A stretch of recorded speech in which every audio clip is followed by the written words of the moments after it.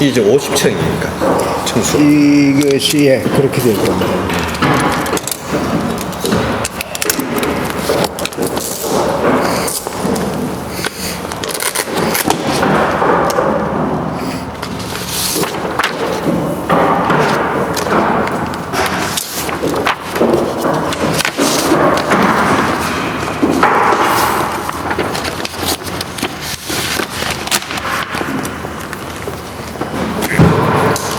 요 건물은 그럼 전체가 정경련에서 다 관리하는 건가요? 아, 그럼요. 정경련이 건물 주.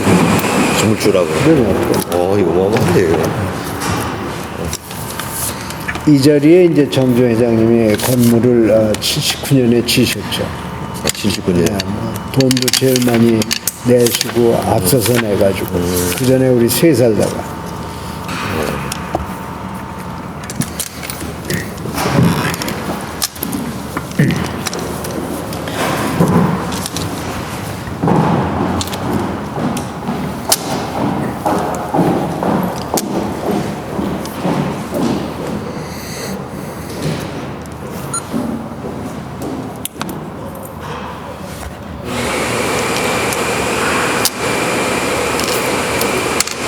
음료 준비하는 소리가 예.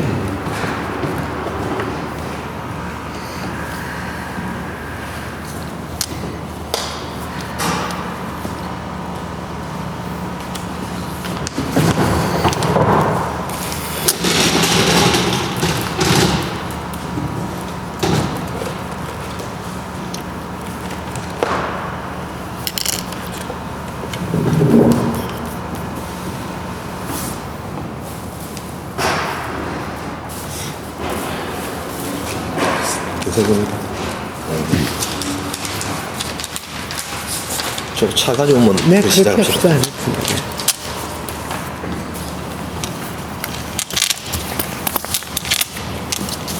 서울 왔을 때 이런 높은 곳에서 인터뷰하기는 처음인 것 같아요. 아, 그래요. 아, 이게 뭐 엄청 돈을 들여서 만든 건물입니다. 저 창문이 저게 그냥 창문이 아니고요. 발전하는 창문입니다, 저게. 네, 저게 좀 발전판이에요, 저게. 태양열. 네. 그래서 이거 건물 돌아가는 그 저 에너지 한 30% 가까이가 이걸로 여기서 얻은 전기 가지고 아주 최첨단이죠.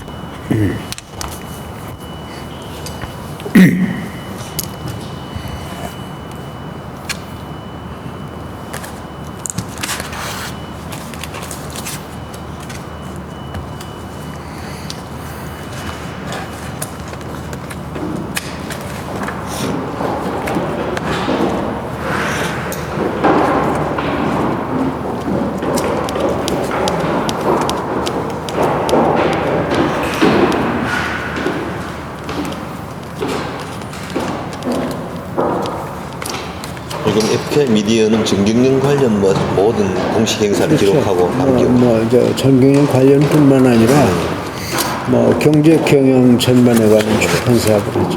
출판사. 네. 이제 경우에 따라서는 돈이 안 되는 책도 내야 되기 때문에 예, 그렇죠. 뭐 전경련에서 재정 지원도 많이 해주고. 돈 되는 출판만 하면은 일반 출판사하고 이제 다를 게 없습니다. 그렇죠.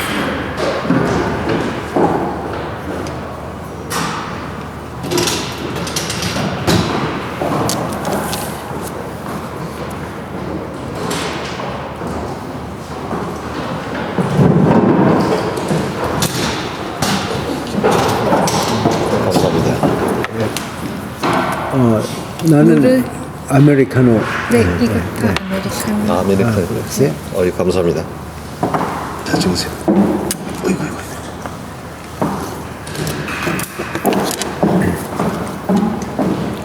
시작합시다. 예. 좀 하시다 좀 힘드시면 한 시간 단위 잠깐 쉬었다 이렇게 하도록 그렇게 하겠습니다. 합시다. 이거 테이프도 관리해야 되니까. 뭐 귀한 시간 내줘 너무 고맙습니다. 뭐 영광입니다. 예. 기회 주셔서. 오늘 뭐 구술과 정리의 편의를 위해 가지고 이제 구술자, 이제 면담자, 뭐 창업자 이런 식으로 용어를 정리하기 시작하겠습니다. 먼저 우리 구술자의 개인 생애에 대해서 한 몇 가지 여쭤보도록 하겠습니다. 예. 유년 시절에 대해서 생년월일부터. 나는 참 43년생입니다. 예. 43년이라는 건 뭐 우리 해방되기 이틀 전이니까는 예. 뭐 일제 만렙이죠. 그러니까 이제 우선 시기적으로도 굉장히 어려운 시기에 태어났고 그 다음에 이제 뭐 한참 뭐 성장하고 이제 그 철없을 때 국민학교 1학년 이제 되던 해 6.25가 일어났죠. 그러니까 이제 뭐 아주 그때부터 이렇게 어려운 시기를 보냈고 그다음에 이제 또 내가 그 6.25 그 날 통해 이제 또 이렇게 아버지가 돌아가셔가지고 뭐 저도 이제 그 시대에 많은 사람들이 저 같은 사람이 그렇지만 참 어려운 시절을 보냈죠. 그래서 이제 뭐 그때 다들 어려운 시기에 공부도 굉장히 이제 어려운 시기에 어렵게 공부를 했고 그다음에 이제 뭐 고등학교 1학년 2학년 때 이제 뭐 우리 5.16을 맞이하고 5.16 맞이하기 이전에 뭐 제가 국민학교 3학년인가 4학년 때 이제 휴전이 됐는데 뭐 전쟁통은 말할 것도 없이 휴전이 되고 나서도 뭐 우리가 정말 얼마나 어려운 시기입니까? 이제 뭐 고등학교 뭐 1학년인가 2학년 때 이제 뭐 5.16이 일어났고 그러니까 물론 정주영 회장님만큼은 아니지만 저도 아주 굉장히 어렵고 힘든 격동기를 이제 성장 시기를 보내고 또 학교도 그 시기를 다니고 이제 그래서 뭐 그 당시에 이제 집은 이제 어렵고 그렇지만은 저는 뭐 이제 의사가 되는 것이 이제 그 당시에 이제 꿈이었었어요. 그래서 이제 어렵게 대학을 다니고 그다음에 이제 이 의학 공부를 좀 이렇게 외국에 가서 이제 하고 싶은 생각에 대학을 졸업하기 이제 전에 제가 이제 군대를 갔어요. 예. 이제 군대를 가는 거를 제가 이제 원래 외국어를 좋아했습니다. 예. 그래서 영어를 좋아해서 이제 뭐 고등학교 때도 그렇고 대학 때도 그렇고 영어를 나름대로 열심히 했죠. 뭐 동기부여를 해서 뭐 영어 홍변대회도 하고 토론대회도 하고 그다음에 기회가 돼서 군대 생활도 제가 통역장교를 했습니다. 예, 그래서 이제 그 특히 또 영어를 그렇게 제가 좀 이렇게 좋아하고 열심히 한 게 인연이 돼가지고 향후에 그때 어떻게 또 이렇게 정주영 회장님하고 인연을 맺게 되는 계기도 이제 그렇게 된 겁니다. 네. 그럼 먼저 구술자의 지금까지 하는 가치관을 한마디로 좀 지금 말씀해 주시죠. 가치관이라는 거는 뭐 저는 그래요. 무슨 뭐 큰 돈을 번다거나 뭐 사업을 한다나 그런 것보다도 저는 뭐 지금도 굉장히 뭐 좀 이렇게 학구적인 거 무슨 문학이나 철학이나 무슨 뭐 음악 미술 그런 쪽에 대한 항상 관심이 있고 그렇지만 저는 원래는 이 학자가 될 생각이었습니다. 이제 뭐 하다못해 의학을 하더라도 저는 기초의학 연구자로도 하고 싶었고 그다음에 이제 제가 무슨 뭐 사회과학 분야, 사회학이나 경제학 이런 쪽에서 저는 제 스스로 이제 가치관이라는 거는 뭐 좀 이렇게 학문을 탐구하고 뭐 그러는 쪽을 항상 염두에 두고 학창 시절을 보냈고 그런 생각을 하고 지냈습니다. 물론 그 뒤에 뭐 제 길은 좀 다른 길이었지만은 뭐 그런 생각을 가지고 있었습니다. 그럼 창업자의 관계에 대해서 좀 여쭤보도록 하겠습니다. 그 자료를 보니까 1974월에 정경련에 입상을 나와 있습니다. 그 입사에 된 계기라든가 그때 담당 업무는 어떤 거라서? 그게 이제 조금 전 얘기하고 이어지는 건데. 그래서 저는 이제 외국 가서 이제 유학할 준비를 해서 외국에 가서 유학을 하려면 일단 취업도 잘 되고 이 보수도 괜찮은 분야를 여기서 기술을 익히고 면허를 따두면 좋을 것 같다고 그래서 제가 의료 기사 자격을 따놨어요. 네, 별도로 공부를 해가지고.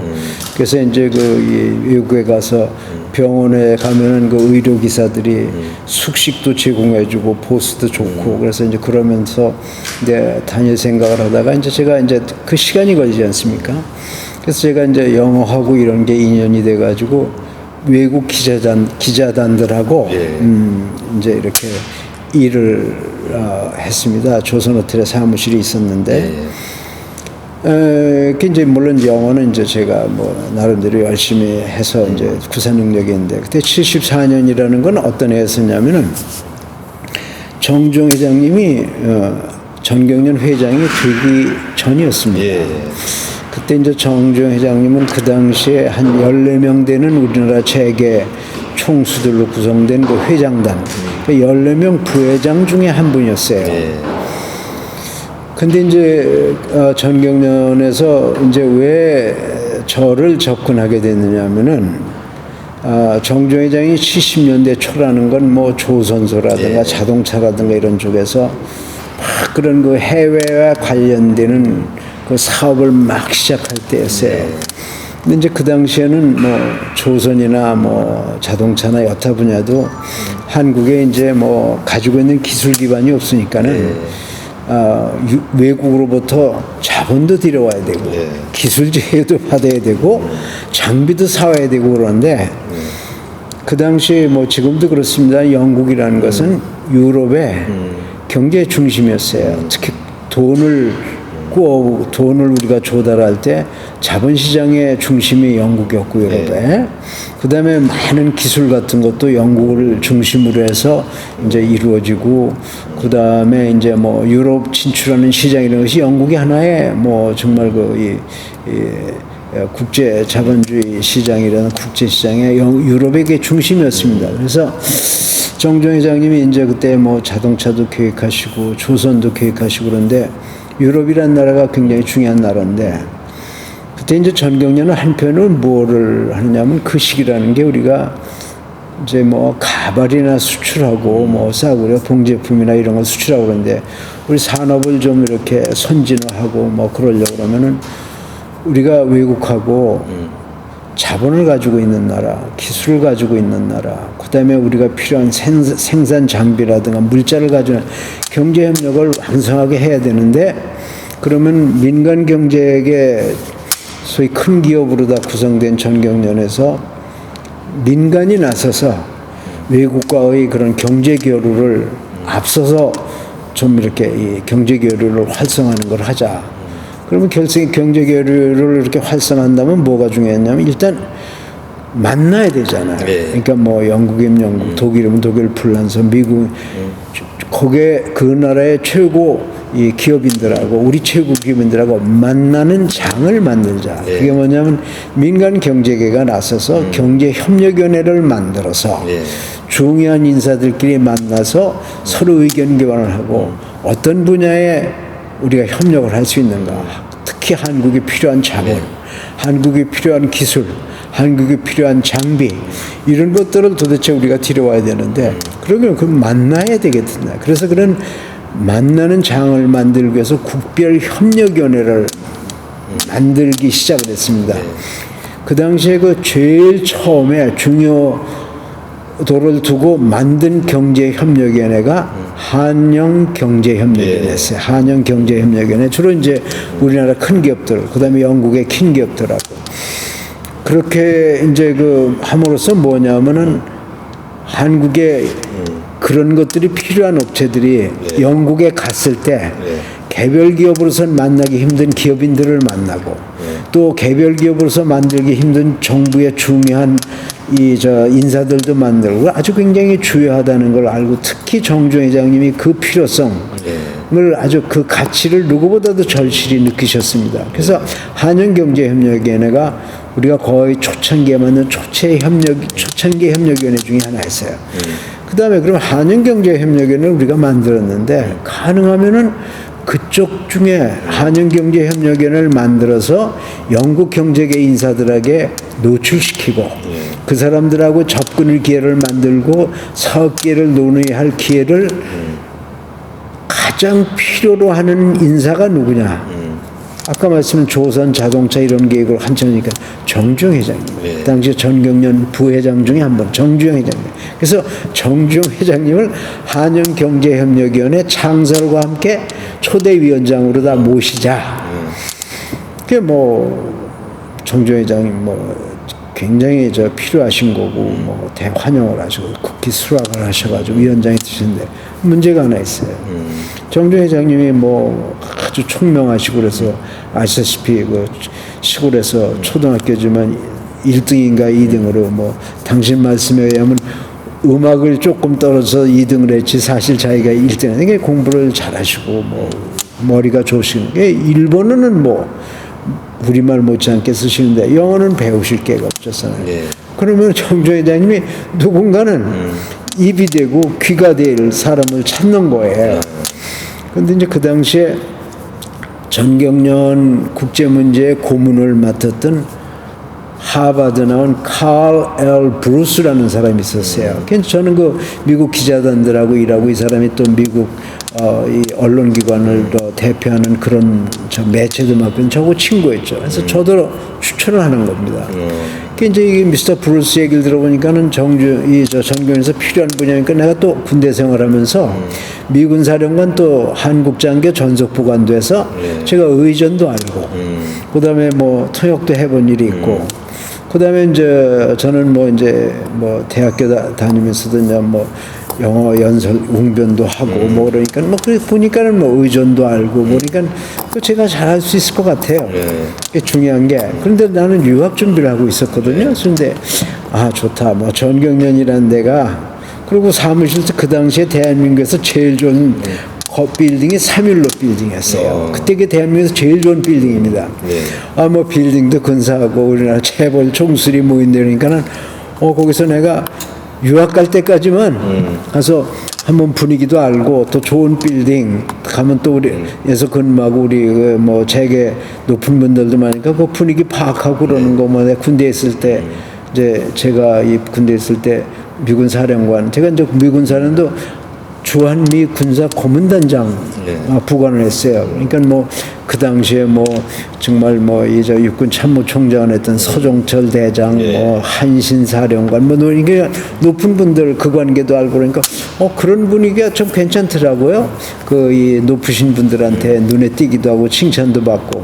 뭐 내가 1년만 전경련 가서 이렇게 분위기 좀 알고 내가 유학 뭐 비자가 나오고 그다음에 내 취업 비자가 의료기사 취업 비자가 나오면 그때는 뭐 빠져나오면 되지 뭐 내가 거기 가서 그래가지고 이제 스카웃이 돼가지고 이제 면접을 보고 그래가지고 정종 회장님 통역 연설문 작성 의전 문제 그다음에 이제 정종 회장님 주로 외국 사람들하고 이제 만나고 근데 그 나라하고의 관계 우리 관계 그러니까 그 경제 문제 조사도 하고 그러는 이제 그 이코노미스트 그런 걸 역할을 겸해서 이제 멀티플레이어죠 국제 문제에 대해서 그런 분야에서 정종 회장님을 보자기 위해서 스카웃이 된 거예요. 그런데 이제 상황이 어떻게 들어갔냐면 뭐 그 당시에 이제 유럽에서도 한국에 대해서 관심도 많지만 막 영국의 뭐 중요한 경제계 인사들이 1년에도 몇 번씩 오고 그다음에 정종 회장님도 거기에 대한 화답을 다 한국의 재계 인사들을 끌고 영국에 가서 막 국제일을 하고 그러는데 뭐 정신이 없는 거예요. 일요일 날 뭐 한 번도 못 쉬는 거예요. 그리고 뭐 제 능력보다도 뭐 참 정종 회장님이 저를 뭐 그렇게 총애하시고 막 그래서 근데 뭐 정신이 없는 거예요. 근데 정조 회장님이 저한테 그렇게 그 국제 활동 이런데 의존을 하고 그러는데 정말 차마 도망가겠다 소리를 못 하겠더라고요. 그게 그냥 그렇게 그냥 뭐 정신없이 모시다 보니까 뭐 3년이 지나고 4년이 지나고 그러다 또 결혼하다 보니까는 유학 문제 이런 걸 다 접어버린 거죠. 그래가지고 그냥 14년 동안 정종 회장님이 이제 2년 후에 전경련 회장이 되십니다. 그러면서도 이제 한영경제협력위원회를 계속 하시고 그리고 뭐 전경련 회장이 되시니까는 한영경제협력위원회뿐만 아니라 그 당시에 전경련 회장이라는 분은 국제경제계에서 한국과 뭘 하려면 만나야 되는 관계를 맺어야 되는 우선순위 일본 인사예요. 그러니까 국제관계이 얼마나 많겠습니까? 그래가지고 그냥 뭐 정종 회장님은 2년 후에 회장이 되신 후에서부터 여기를 진짜 뭐 전경련 회장을 5번 연임을 해서 떠난 시대까지 제가 여기서 정종 회장님 뭐 국제 관계 뭐 보좌관이랄까 뭐 그렇게 해가지고 그냥 14년을 해가지고 이제 기로가 바뀐 거죠. 네. 예, 그런 일이 있습니다. 그럼 먼저 조금 전체 풀어나가기 위해서 일단 뭐 우리 구수사께서는 이 창업자와 관련된 책 이바 해봤어라는 책을 냈잖아요. 이 낸 배경에 대해서 좀 짧게 앞으로 하지만 짧게만 좀 말씀하고 넘어가도록 하겠습니다. 네, 그게 아주 중요한 질문이신데 그러면은 정종 회장님께서 그렇게 참 엄청난 일을 하시고 그러는 기간에 정종 회장님을 가까이 보셨던 사람들이 어디 뭐 한둘이겠습니까? 네. 뭐 현대계열사 사장서부터 뭐 나중에 대통령을 지낸 이명박 씨서부터 뭐 무수한 인사들이 많지 않습니까? 근데 저하고 정종 회장하고는 어떤 그런 부분에서 좀 특수한 상황, 특수한 분위기라는 게 있었어요. 왜냐하면 정종 회장님이 국내에서도 이제 뭐 그런 기회가 많았지만은 외국을 많이 가시잖아요. 네. 그럼 정종 회장님은 뭐 다른 그런 이 재벌계 거물이나 총사고 달리 이렇게 뭐 사람을 많이 거느리고 다니고 이러는 걸 안 하셔요. 네. 그러니까 뭐 현지에 가면 물론 현지의 뭐 현대 지사장이나 이런 사람들하고 주로 저하고 단둘이 다니는 경우가 많았어요. 네. 가끔 이제 이 중공업 회장을 맡은 그때 공부도 하고 그랬던 거 정몽준 의원은 정주영 회장께서 국제 경험을 쌓고서 가끔 이제 이렇게 참여시켜서 다녔지만 그러면 어떤 때 정종 회장은 해외 다니는 동안에 아침 같이 먹죠, 점심 같이 먹죠, 저녁 같이 먹죠. 그다음에 뭐 저녁에 뭐 경우에 따라서는 가까운 사람들하고 저기 정종 회장께서 뭐 간단한 술자리를 말하면 거기 다니죠. 그다음에 이동하는데 차에 둘이 있는 시간, 그러니까는 어떤 일 이런 걸 떠나가지고 그리고 14년 동안 계속해서 그런 관계를 맺으니까 정종 회장님하고 업무와 관련된 거 외에 개인적으로 다 같이 있는 시간이 많고 그러니까 또 정종 회장님 또 이렇게 말씀하시길 참 좋아하시잖아요. 그러니까 뭐 저하고 이렇게 뭐 여러 가지 일이나 무슨 뭐 사업뿐만 아니라 저하고 그런 이 말씀을 나누고 그럴 기회가 이제 많았죠. 근데 그래가지고 제가 이제 물론 다른 사람들이 정종 회장님에 대해서 할 수 있는 다른 분야가 있지만은 저하고는 일이나 이런 걸 떠나서 그분의 어떤 인간적인 면모라든가 무슨 이런 거 부분까지도 제가 그분에 대해서 이렇게 파악할 수 있는 그런 기회가 많았고 그다음에 이제 통역을 하고 그럴 때는 이제 뭐 메모를 뭐 토의를 계속 해야 되잖아요. 그러니까 그런 걸 제가 또 이제 버리지 않고 가지고 있어서 보니까는 나중에 사실 정조 회장님을 제가 막상 모실 때는 얼마나 업무가 많은지 거기에 쫓겨다니고 제가 지금도 나이에 비해서 굉장히 체력이 좋은 편인데 옛날은 더 좋았죠. 그런데도 제가 정주영님 회장님을 모시고 쫓아다니면서 과로로다가 강북 삼성병원에 2번이나 입원할 정도로 그랬습니다. 자, 그러면은 이봐 해봤어라는 말인데요.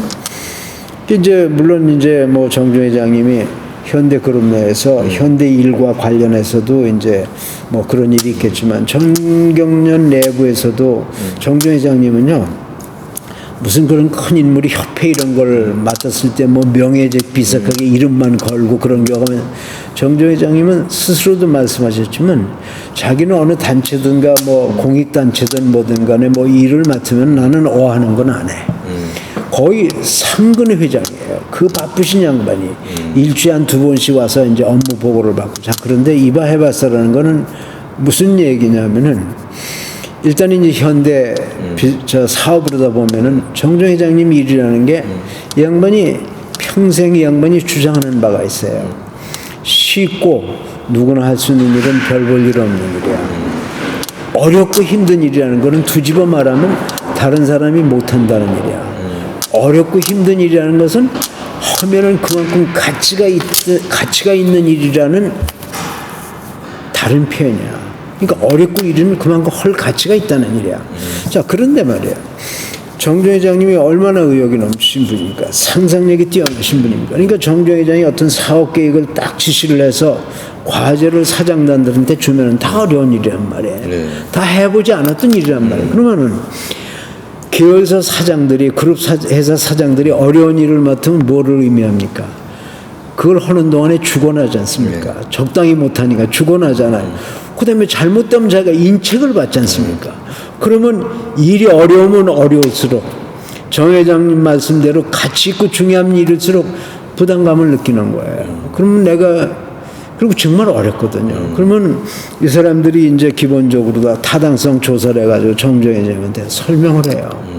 이게 뭐 기술이 이렇게 어렵고 뭐 무지무지한 자본 투입이 되는데 우리 아직 그런 영역이 안 되고 한국에서 이걸 해도 시장이 인정을 안 하고 어려운 설명을 많이 해요. 그러면 이제 정정회장은 어떤 대안이 없이 부정적인 예라면 정정회장은 굉장히 그걸 화를 내십니다. 그러면 이제 정상적인 사회는 뭐 이사장, 무슨 박사장이 이러고 그러는데 화가 나면 이 양반이 사인이 나타나요. 뭐냐면 위아래를 훑어봅니다. 이제 마음에 안 드신다 이거죠. 그 다음에 이 선과 직책이 없어져 버려. 이봐. 정신 차려가 그냥 이봐. 한마디에 해봤어? 그리고 이제 뭐냐면 이 양반이 지금 자네 안 되는 쪽으로다 나한테 설명을 잘했잖아. 응? 안 되는 쪽으로 연구 많이 해서 설명을 잘했는데 똑같이 노력과 시간을 들여서 되는 쪽으로 연구 안 되면 다시 보고해. 그 다음에 이분 그 붙이는 말씀이 뭐냐면 어떤 일을 안 된다고 생각하면 있는 길도 안 보여. 그러나 반대로 생각해서 된다고 생각하면 없는 길도 보이기 시작해. 그래서 이 이봐 해봤어라는 말은요 사실 정말 그 정정 회장님의 그 이 도전 정신, 불확실성을 극복하고 어떤 그 창의적인 생각하라는 정신을 압축해서 표현한 거예요. 그래서 나는 이 책을 이제 뭐 오래전에 초판을 지금과는 많이 다른 그런 책을 냈을 때 뭐 현대 CEO들은 뭐 저 거의 다 알고 지내죠. 뭐 이출임서부터 비롯해가지고 이명박 뭐 전 대통령이라든가 무슨 뭐 저기 뭐야 이 계열사 사장, 음용기 사장 다 알고 지내는데 그분들한테 제가 전화를 받았어요. 뭐라고 전화를 받았냐면 아이고 자네 책 봤는데 책 제목 정말 잘 정했어. 그래서 무슨 말씀입니까? 내가 말이야 정 회장님 모시면서 뭐 주로 혼나면서 내 그 말씀 내가 귀에 못이백이 들었던 말인데 그 말을 당신이 그 책 제목으로 잘 썼어. 이게 그런 말 언뜻 보면 좀 생소하잖아. 이봐 해봤어라. 자 그래서 제가 이 책을 쓰게 된 동기는 정 회장님을 막상 모실 때는 정말 그 업무에 쫓겨가지고 그래가지고 그분이 물론 그때 나이도 어렸지만은 그 양반이 그분이 도대체 한국 경제사에 어떤 업적을 남기셨는지 뭐 그런 거 같은 건 잘 안 보였었어요. 그래서 제가 막상 이제 88년에 정정 회장님을 떠나서 거리를 두고 생각을 하고 그 다음에 이제 더더욱이 정정 회장님이 돌아가신데 가만히 생각하니까는 정정 회장님이 정말 불가사의한 면까지 포함을 해가지고 이 양반이 이렇게 위대하고 큰 거물이고 정말 대단한 분인가 하는 그 이미지라는 게 저한테 점점 더 이렇게 부각되어 왔어요. 그러면은 정 회장님께서 생전에 자서전도 많이 내시고 그다음에 어떤 방송 드라마 작가서부터 여러 사람들이 글을 썼지만은 정정 회장님에 대해서 내가 쓸 수 있는 내가 기록을 남길 수 있는 분야는 나만이 할 수 있는 분야라는 게 있어. 그게 있더라고요. 그래서 제가 이 책을 쓰기 시작한 겁니다. 그래서 그 책을 쓰고 제가 참 감사한 게 뭐냐면은 학계를 포함해서 여러 분야 사람들이 저한테 전화를 줬어요. 그건 꼭 남겨야 될 기록이고 그런 기록을 쓸 수 있는 거는 자네가 정종 회장님을 모셨던 역할의 특성 때문에 자네만이 쓸 수 있는 글을 정말 잘 썼어. 그래서 제가 참 그 말씀을 몇 분들한테도 제가 참 보람을 느꼈어요. 그런 말씀을 해주신 분 중에 하나는 정말 그 힘든 과정을 그래서 자동차에 큰 기여를 하신 정세영 회장님까지 일화가 있어요. 정세영 책을 써가지고 제가 물론 정세영 회장님도 이제 한영경제협력위원회를 정조 회장님이 바쁘신 나중에 누가 승계했냐면 정세영 자동차 회장님이 승계를 하셨어요. 그분도 모셨죠. 이제 저고 제가 모시고 이제 뭐 여행도 막 영국 뭐 한 건. 그분이 하루는 전화가 왔어요. 직접 전화를 하셨더라고. 전화를 받더니 뭐라고 말씀하시냐? 이봐, 내가 자네 책 읽고 오늘 아침에 우리 안 사람한테 굉장히 혼났어? 왜 아니야? 아니 무슨 말씀이십니까? 뭐 왜 제 책을 읽고 저기 사모님한테 혼나셨습니까? 내가 자네도 신문에서 알지만 내 폐암 수술했잖아. 그 내가 회복기인데 의사가 나더러 신문도 보지 말라고 그랬어. 안정을 하라고 하는데 자네 책 보고 읽고 내가 어제 밤새워서 읽었어. 그래서 아침에 내 와이프한테 굉장히 혼났어. 그러면서 이제 뭐 이 책을 많이 읽히게 하는데 뭐 좀 이렇게 도움을 주실 그런 논의를 했는데 그런 정세영 회장님께도 내가 그런 말씀을 듣고 제가 참 그 용기를 얻었습니다. 네. 뭐 차트 조금씩 좀 풀어가도록 네, 하겠습니다. 네. 그 창업자께서 이제 정경림 회장 5차례 연임했다고 합니다. 그럼 이 연임이 자유롭기 때문인지 아니면 특별한 능력 때문인지? 그거는 뭐 참 중요한 질문인데요. 정경련 회장 자리라는 거는 그 독특한 데가 있습니다. 네. 하고 싶다고 되고 하고 싶다고 하는 자리도 아니고 이제 정경련이라는 건 우리 이제 경제 발전 단계에서 이제 이걸 우리가 좀 생각하셔야 됩니다. 우리 경제 정책이라든가, 그다음에 무슨 금융 정책이라든가, 무슨 뭐 조세 정책이라든가 이런 것들이 항상 말이에요. 경제계의 입장, 정치권의 입장, 정부의 입장, 또 어떤 부분에서 우리가 흔히 말하는 서민 경제 입장에서 이해관계가 항상 일치하는 건 아닙니다. 정말 그거는 우리가 찾을 수 있는 거는 소위 우리가 좀 뭐 어려운 교집합점, 서로 일치하는 부분을 찾아서 공통분모를 찾는 건데 뭐 금리를 어떻게 하느냐, 세제를 어떻게 하느냐, 뭐 규제를 어떻게 하느냐 이런 것들이 다 마찬가지예요. 그런데 특히 거기서 이제 뭐 요즘도 뭐 관폐가 어떻고 규제가 어쩌고 그런데 항상 중요한 문제가 집권 정당하고 정부하고 민간 경제하고는 어떤 그 공통분모, 공통이해분보다 대립되는 부분이 많아요. 뭐 예를 들면 우리는 빨리 규제를 좀 풀어라. 그리고 금리를 내려가지고 이 기업들이 필요한 재원을 확보하고 국제 경쟁력을 좀 갖게 하자. 규제 풀어라. 좀 세제를 좀 완화해달라. 그다음에 뭐 재벌 규제 뭐 그러는데 우리나라에서 제일 큰 기업이라도 외국에 나면 중견기업, 중소기업뿐이 안 된다. 우리가 해외로 나가야 되는데 왜 국내 잣대를 대어가지고 무슨 기업에 뭐 규제를 하고 그러냐. 우리 세계 시장에 나도록 우리 좀 풀어달라. 이런 부분에서 항상 정부하고 대립되는. 그런 말이에요. 전경련 회장이 일 누가 맡으면은 항상 정부 또는 집권당 정치 세력하고 대립되는 대표해야 돼. 다시 말해 앞서서 싸움을 해야 되고 앞서서 필요할 경우에 뭐 정말 뭐 어떤 규제를 관철해야 되고 의견을 관철하니까 안 맡으려고 그래. 내가 내 기업만 열심히 하지 왜 내가 앞서가지고 무슨 경제계를 대변한다고 그래가지고 그 사람들하고 불편한 관계를 이렇게 맡고. 근데 정경 회장이 그리고 사실 그랬어요. 그 전에 정경 회장님 분이 이걸 좀 정부에 요구하고 싶은데 정치권에서 이걸 어떻게 생각할까? 정부에서 어떻게 생각할까? 청와대 그게 일치하지 않거든요. 정주영 회장님은 아시다시피 늘 소신을 피력하는 분이에요. 정주영 회장님이 그런 배경에서 추대가 된 거예요. 또 이제 민감한 얘기는 정주영 회장님이 그때 그 76년 돼 가지고 이제 전경련 회장이 되셨는데 회장이 된 또 하나 이유가 있어요.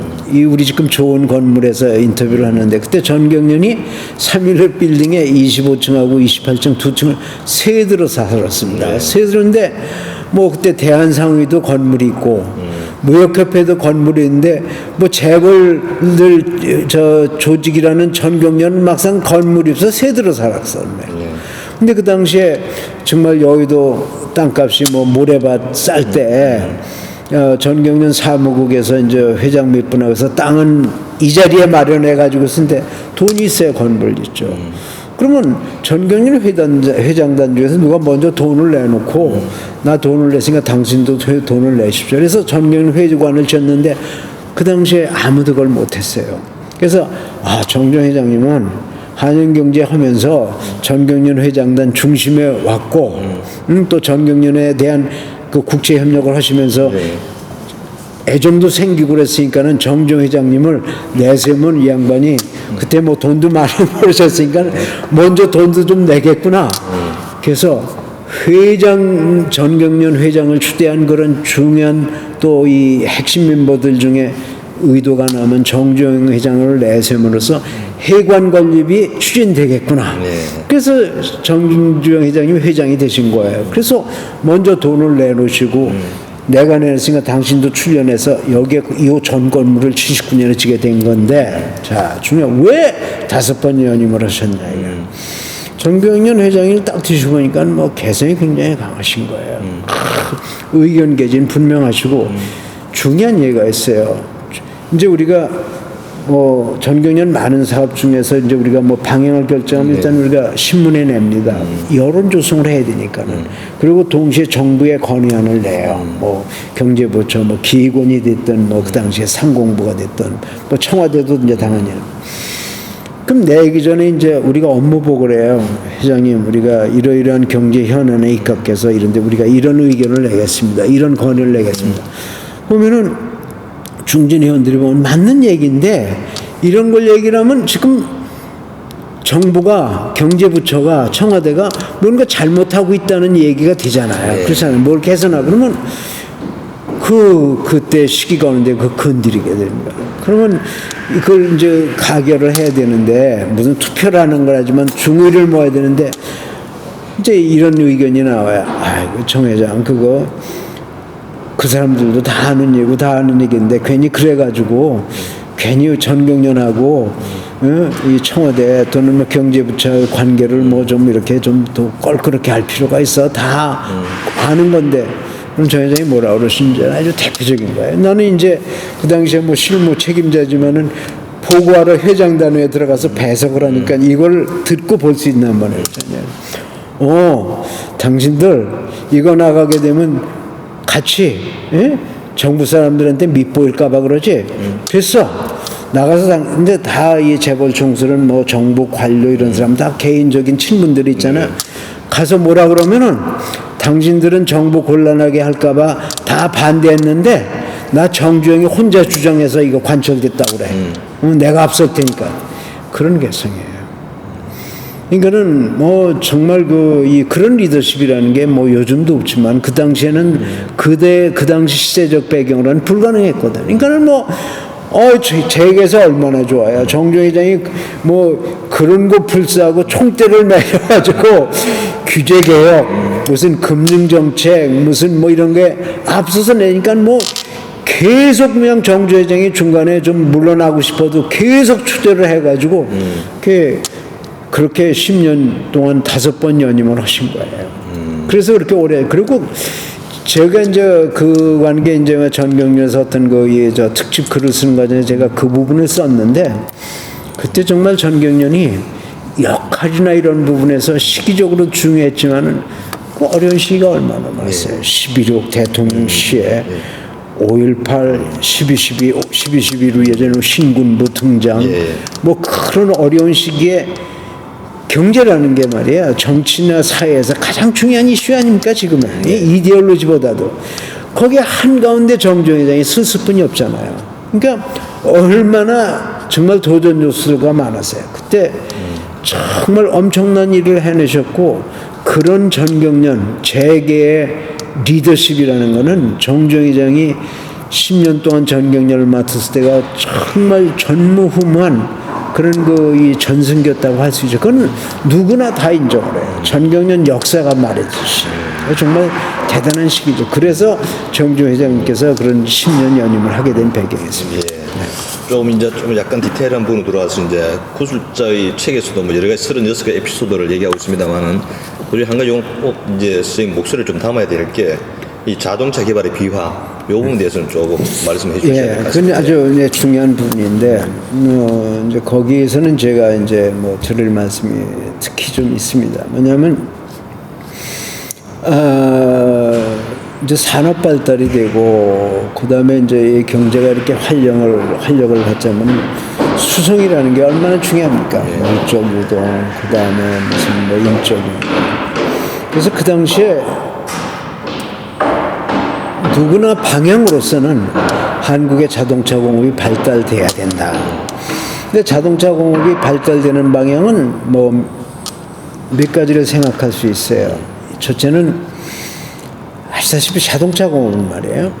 전자, 화학, 기계공업, 철강, 뭐 모든 분야 소재공업서부터 산업화에 필요한 첨단 과학기술, 공업기술이 모아가지고 자동차 공업이라는 게 나오지 않습니까? 나오는데 그때 우리는 정말 아무것도 없었지 않습니까? 아무것도 없었는데 그래서 이제 지금도 그렇지만은 이런 개발도상국이 쉽게 선택하는 것은 자동차 종주국들, 미국, 유럽, 일본의 자동차를 한국에서 조립 생산하는 거예요. 조립 생산하면 어느 정도 숙련농도 양성이 되고, 그 다음에 현지 조달하는 뭐 자동차 부품도 만들고 그러니까 조금은 어느 정도 그 효과가 있죠. 그리고 일단 고용 창출이 되지 않습니까? 그래서 그게 그 위의 길은 아무도 생각하는 사람이 없어요. 외국에도 그렇게 생각을 하고. 근데 특히 미국하고 일본이 딱 한국을 보니까는 굉장히 매력적인 나라예요. 사람들 일 열심히 하죠. 기술 빨리 배우죠. 인건비 싸죠. 그리고 이 서해안 이런 쪽에 얼마든지 단지가 있죠. 그 다음에 이 자동차 공업을, 이 조립 생산을 맡아서 할 수 있는, 그 당시에 현대자동차가 포드 자동차 조립 생산했었잖아요. 그 다음에 GM 자동차가 여기 와서 직접 조립 생산해서는 만들고, 신진자동차하고 몇 군데서 일본 자동차 조립 생산하고, 그게 나아갈 방향이라는 거를 다들 그렇게 생각을 하고 있어요. 누구도 무슨 우리가 독자 개발 같은 건 꿈도 못 꾸는 얘기했어요. 미국은 욕심이 뭐냐면은 미국 자동차 종주국 아닙니까? 현대 같은 정종 회장님 같은 분들은 지금 조립 생산을 해서 하나의 길들이기, 훈련하게 했었어요. 훈련해서 어느 시점에 오르면은 자기네들 역할과 지분을 늘려서 한국을 자동차 조립 생산 기지로 만드는 거예요. 그럼 한국도 싫어할 일이 없죠.